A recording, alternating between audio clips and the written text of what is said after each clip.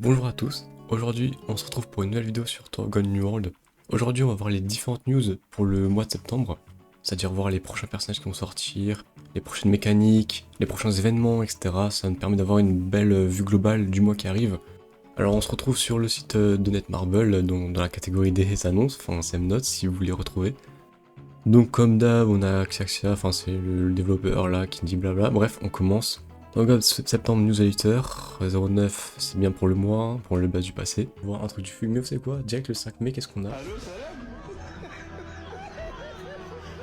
Donc ça j'en ai un peu parlé dans ma dernière vidéo sur Rachel hier. Il y a eu juste une petite erreur de ma part, c'est que j'étais un petit peu ambitieux on va dire. Alors au milieu c'est bien Arya qu'on a du coup, qui donc bon ne remonte pas le temps comme je l'ai dit, mais bon elle modifie sa perception, mais en tout cas c'est un personnage plutôt cool. Moi je suis content de l'avoir, j'aime bien le personnage, j'ai beaucoup aimé son développement durant l'affrontement entre White et Bam. Et je trouve que c'est un personnage vraiment cool, donc moi je suis content. Et ensuite derrière, alors je vous avoue, moi j'ai dit un Kun adulte, parce qu'à première vue je me suis dit peut-être c'est un Edan. Mais je dis non, Edan il ressemble pas à ça, enfin, il a pas cette tête. Mais au fait il faut croire que c'est vraiment si, ce sera donc un Edan XSR+, et du coup là ce serait son skin. Du coup là on aurait le SSR+, et là on aurait le XSR+. Donc pas de Kun adulte, désolé pour tous ceux qui souhaitaient ça. Du coup on sera plutôt sur un Edan XSR+, mais ce qui est quand même vraiment excellent, parce qu'Edan c'est l'un voire le meilleur SSR+ du jeu, surtout à très haut déficit, donc c'est vraiment cool d'avoir une variante en plus quoi. Et autant je vous avoue, genre je sais pas si lui c'est le skin de base, mais je trouve qu'il a une tête un peu chelou. Et là, enfin là c'est le skin, mais en fait je sais pas vous, mais même là quand je re-regarde on dirait même pas les mêmes personnages. Genre je sais pas, ça me paraît bizarre, mais bon. C'est quand même plus probable que ce soit un Edan XSR+, et son skin. Je sais pas, de toute façon on va voir une game, peut-être juste là c'est là c'est peut-être juste le concept art qui est un petit peu pas raté mais spécial on va dire. Ouais les gars, c'est le blaze du montage là. Je suis en train de revoir ce que je suis en train de dire et tout, et en fait je me rends compte que je suis totalement con. En gros là, les gars, là en fait c'est Edan XSR+, et là de toute façon c'est un autre gars. Mais en fait, bien sûr que c'est pas le même mec, ça se voit. Et en fait c'est quand j'ai fait le montage, je me suis dit mais attends les XSR+, mais ils ont pas de skin, enfin c'est complètement con. Genre normalement il aurait eu ça, cette tenue de base, et c'était Edan de base qui aurait eu un skin, mais là lui c'est trop bizarre. Mais du coup ouais, en fait j'ai parlé avec un autre gars, il m'a bien dit ouais... non, là, lui, enfin, lui c'est bien Edan, etc. Mais lui c'est un autre Kun. De toute façon, j'en reparle après dans la vidéo, mais du coup, lui c'est soit un Kun adulte, soit un Hatchling. Bref, ou alors un nouveau Kun, enfin bref, c'est pas Edan. Et donc ça nous ferait une nouvelle unité avec des dégâts sur les pourcentages de PV max, qui est vraiment excellent, et je pense surtout pour les gars à très haut déficit qui se frottent les mains actuellement. Donc ouais, franchement, déjà pour la première partie du mois, je suis plutôt satisfait des personnages. Du coup ensuite on a l'update avec les floating ships, qui sort le 10 septembre du coup, peut-être en même temps que ça. Alors ça, honnêtement, j'ai vu ça pour la première fois, je me suis dit bon, c'est un truc pour l'Alliance, sur comme avec, vous savez, l'event avec Calavan, là, les battleships, je sais pas quoi. Je me suis dit bon vas-y c'est un truc mineur. Puis il y a un gars à qui j'ai parlé en DM qui m'a dit ouais non c'est pour l'aventure et tout. Moi je croyais pas. Il m'a dit mais t'as pas lu la dev note. Et donc j'ai un peu lu la dev note. Alors là en gros il nous explique que oui leur système de fighting ship ça vient des vaisseaux qui se sont inspirés de la saison 3 qu'on a pu apercevoir. Alors autant il y en a, vas-y lui il est stylé, autant lui je le veux pas vraiment dans le jeu, enfin j'en ai un peu rien à foutre. Et en gros, bon déjà vous pouvez voir en gros il y aura tout un hangar, on pourra améliorer etc. Et en fait ces vaisseaux volants, on pourra les ajouter en aventure et ils vont nous aider à grimper. Et alors en fait là ils disent même carrément que c'est même pas juste un power-up, c'est des nouvelles stratégies qu'ils vont proposer avec ces vaisseaux de combat. Alors je vous avoue que moi je suis un peu sceptique, enfin en gros on aurait notre équipe de base et on aurait un vaisseau qui en plus qui vient les aider, enfin là ça devient Star Wars, enfin c'est un peu chelou. Mais du coup c'est à dire qu'en hard mode il y aurait aussi des vaisseaux en face, enfin là je me pose un peu des questions et puis... Alors tu vois là ça casse un peu le côté tour of enfin ok oui il y a les batailles de vaisseaux, on en a tu vois, mais genre mélanger ça dans les battles, enfin je sais pas comment ils vont faire. Franchement je vous avoue je suis un peu sceptique, à voir, j'ai pas envie d'être mauvaise langue. Les cartes sont dans leurs mains, après ils en font ce qu'ils veulent, soit ils réussissent, soit ils foirent. Mais ouais j'ai peur que ça fasse encore une mécanique, que c'est un peu compliqué quoi, pour ouais, les nouveaux, juste ceux qui reviennent, qui doivent s'adapter à encore une nouvelle mécanique, ouais, en plus c'est un peu chelou, bon, à voir ce qu'ils vont en faire. Je vous avoue que sur ça, je sais pas que je suis pas inquiet, mais je suis pas hype, enfin, c'est pas un truc qui me botte quoi. Genre là, je me dis pas, putain, en septembre, il y a le date des battleships, je suis refait, tu vois, non, je m'en fous un petit peu. Donc bon, on va voir. Ensuite, on va avoir le rework de Idea et de... Putain, comment il s'appelle ce set? Alors, Idea, c'est elle augmente la résistance d'effet, je sais, et lui, du coup, il augmente l'autocritique. Bon, attendez, hop, on va faire ça, voilà. Le site de Konoven, hein, comme d'hab. Alors, on va prendre Abgrund, franchement, quel nom de fou. Et Idea, alors, Idea, ouais, elle augmente bien la résistance d'effet de 65, et du coup, là, je pense que le premier rework, ça va être de dire que cet effet ne pourra pas être supprimé comme les autres.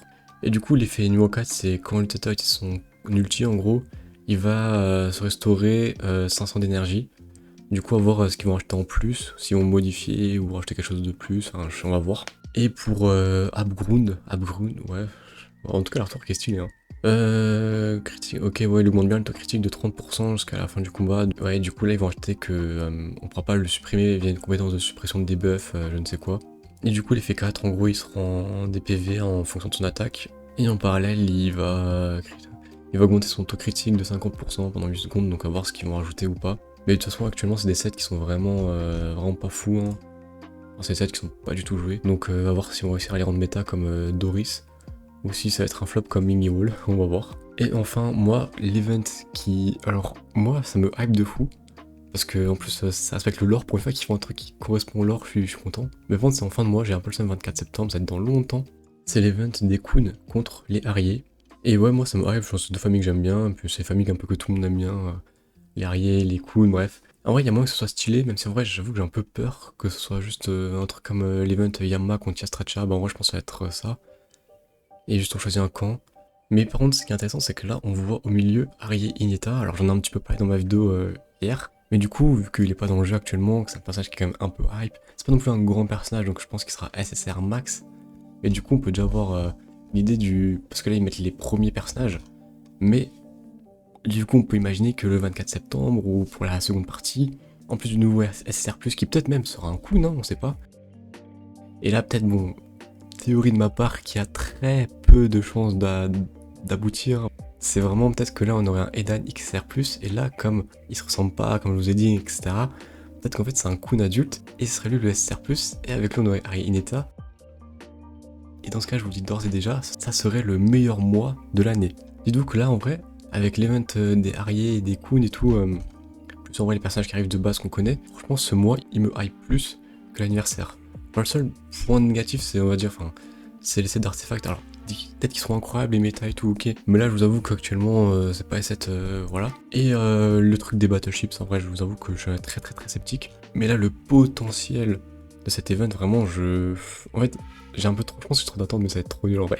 Du coup, on a on a le programme. Du coup, 10 et 24, alors. Du coup, on commence avec le festival d'Aria, donc la petite blonde là qui arrive. Le train de l'enfer en fin de l'arène du train de l'enfer, ça c'est cool. Les expéditions d'alliance. L'event de la forge, voilà, bon.